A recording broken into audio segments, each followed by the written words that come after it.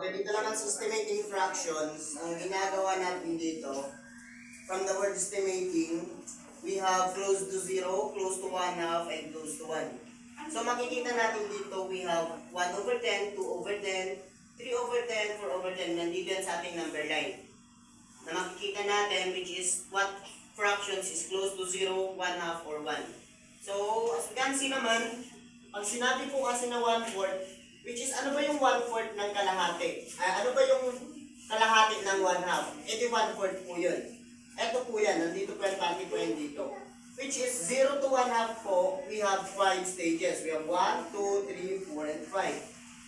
Paano natin nasabing 1/2 yung 5/10? Because both numerator and denominator can divide into 5. That's why 5 divided by 5 is 1. 10 divided by 5 is 2. Kaya 1 na pa rin po dito sa 5/10. Then, the next one, okay, analyze natin. We have 1/10. We have 2/10. 1/10 and 2/10. Tapos yung 1/4 po natin, nandito po yan. Kapag hindi po lumagpas ng 1/4, sa denominator ang numerator nyo, automatically po, that is close to 0.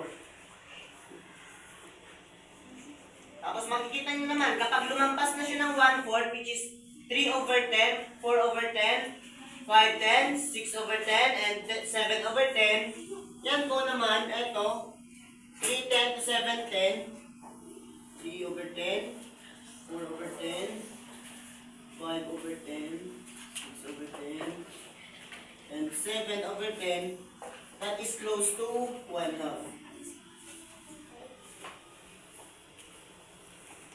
Yan po mag-estimate ng fraction. Tinitingnan lang po natin yung denominator, kung pwede bang maihana yung numerator natin, kung papalapit po ba siya sa kalahati ng denominator natin, o medyo malayo. So, nabigyan ako dito ng example ng number line para maipakita yung kabuuan ng mga fractions, which is galing sa 1, papunta sa 10, then yung kalahati, which is 1/2, yung kalahati ng kalahati, which is 1/4, kapag bumaba doon sa 1/4, that is close to 0. Kapag tumaas naman sa 3/4, that is close to 1. Ano yung mga mas mataas sa 3/4? We have 8/10, 9/10, and 10/10.